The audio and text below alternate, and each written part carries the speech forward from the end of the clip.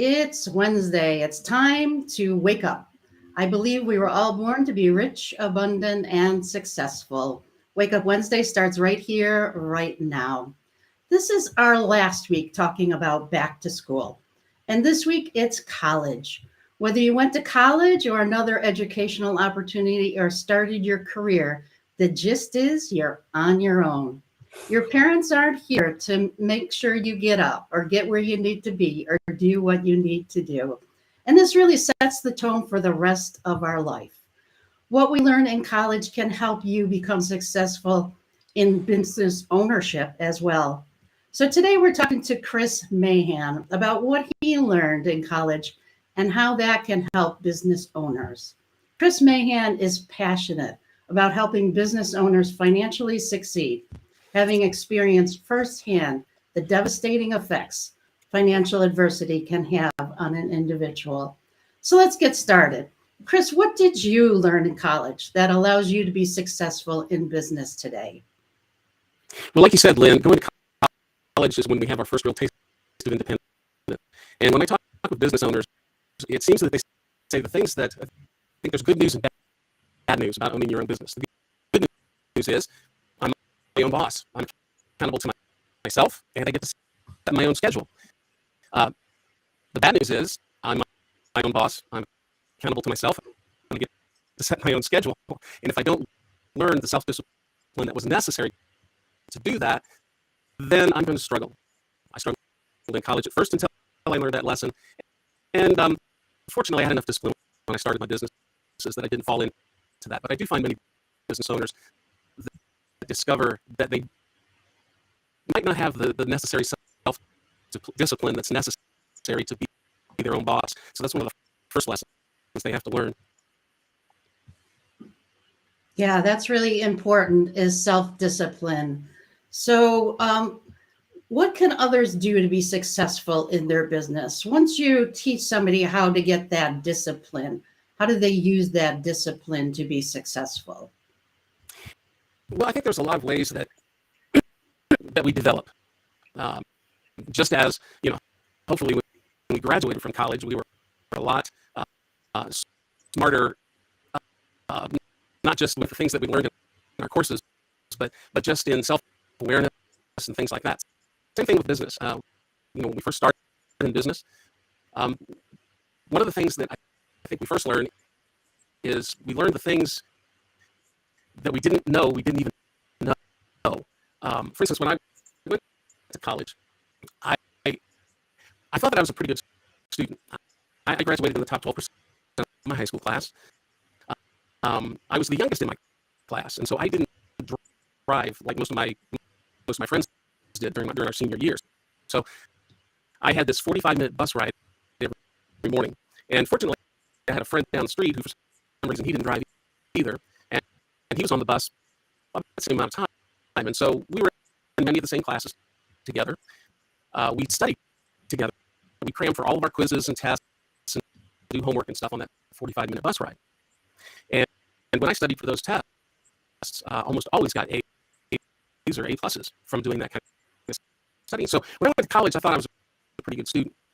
Well, I went to a Christian college, and there were certain courses that were required no matter what degree you went into. One of those was a class called hermeneutics, which is the science of interpretation.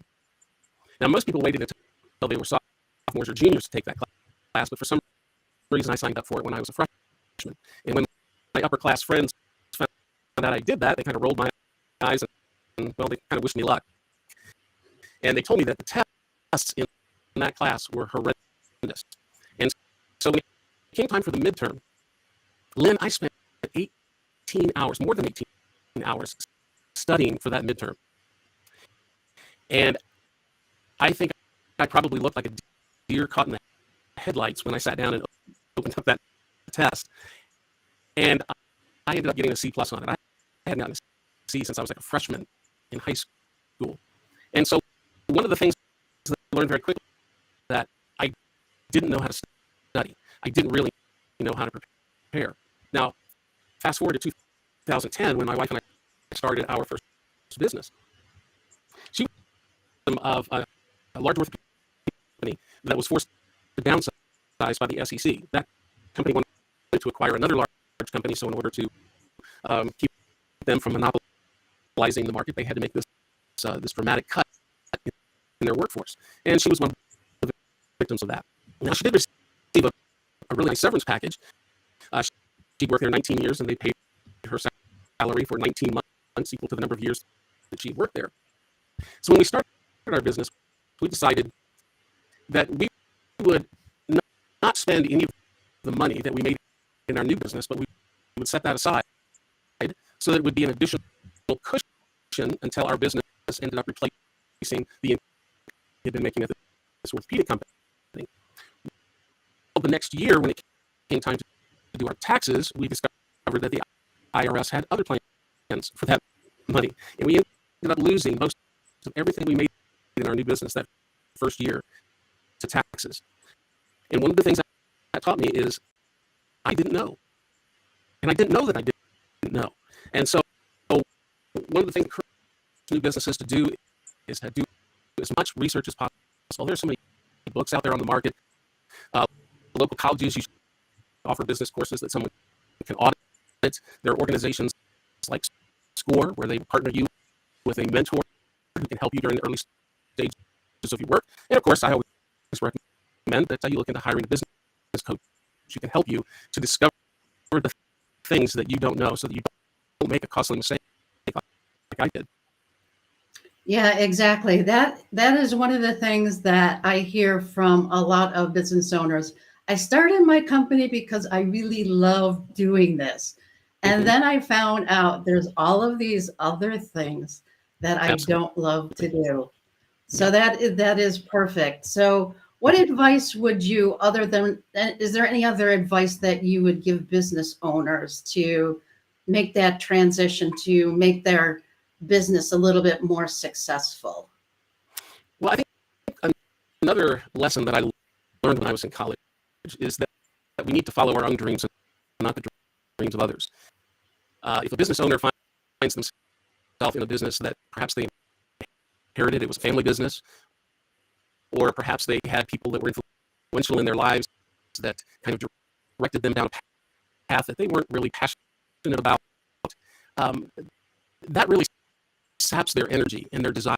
If they don't have a real passion for what they're doing, then not only do they not do their skill well, but they also don't really dive into all those other aspects that you mentioned that are necessary to run a business.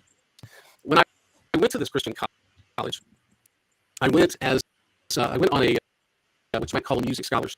The college had a program where you could travel for the college, and they would reimburse your tuition and most of your room and board.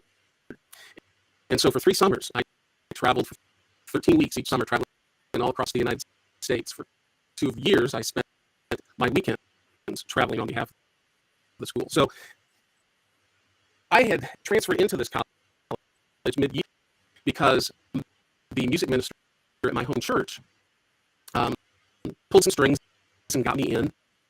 And I was a music major. I was a voice major. And during the traveling times, not only did we sing concerts, but every evening someone within the group would give a short sermon. I started doing that my second summer. And by the time that summer was over and I was entering my junior year of college, I really knew that my passion was in preaching more than it was even in music. And I thought about changing my major and following that dream. However, I was afraid that I was going to disappoint people like my music professor, voice coach, that I was going to disappoint my parents, because obviously it was going to add at least 1 semester to my college life, which meant more money. So I went ahead and I graduated with a Bachelor of Science in Church Music, and I spent the next 5.5 years working in that field. And I did okay, but there was something missing. And after that 5.5 years, I began to preach full time. And that ended up truly being my passion. And I did very well at it. I led 3 congregations to significant spiritual, numerical, and financial growth. I was happy. The people I worked with was happy. My relationships were happy. when we follow somebody else's dream, like I said, it saps our energy, it saps our passion. It can actually affect our health. It can affect our relationships. If we're not happy, if we're miserable at what we're doing, then not only are we not going to do it well, but it's going to have a lot of other major negative effects in our life. Yeah, exactly. I found that too. And that's one of the things that I tell friends and relatives that are going to college is what you start out in college may not be what you end up in college. So, Mhm. and because you're being exposed to things that you never thought of before. So that is great insight, is to just really follow that, learn it and follow your passion. Mhm. So now that you've followed your passion, you're much happier and things really are easier. And Yes. that's one of the things that I say is when you're doing the right thing, you create better results with less effort. So that's a Mhm. perfect example of that. So I'm just, before we end, I'm just going to share what I learned in college. What I learned in college is just like in business, and it relates to some of the things that you have said. Sometimes you do things because you love it, and sometimes it's a requirement. And I had to take one more gymnastics class, and the only one, or one more gym class, and the only one that fit into my schedule was a gymnastics class. And it really wasn't my forte. Yet it taught me to be persistent and keep trying and not give up. And because of this persistence, on the last day of class, I completed that one last thing. I actually mounted the uneven parallel bars. And if you've seen somebody in the Olympics doing that, it's not an easy task. So sometimes we need to do whatever it takes to complete the requirements. And even if it's not what you expect, if you fully participate, you'll succeed. And that's really where I love helping people, is to succeed no matter the circumstances. And it sounds to me like that is exactly what you like to do, is to help people succeed in their business and get into that passion and that groove so that they do things in a way that works best for them. So is there Absolutely. any last comment you have for us, Chris? Well, I think another thing that is important for business owners, and again, another lesson I learned in college, and that is asking for help is not a sign of weakness. Exactly. Again, it kind of comes back to that we don't know what we don't know. But when we begin to discover those types of things, then it is no shame to seek out those who are wiser, more experienced, people like yourself, other coaches, again, even other business owners around us. Don't be afraid to ask for help, because it could be invaluable. Yeah. So if you would like to find out more about Chris, he's going to put a link in the comments, how to contact him. If you want to find out more about me, you can contact me.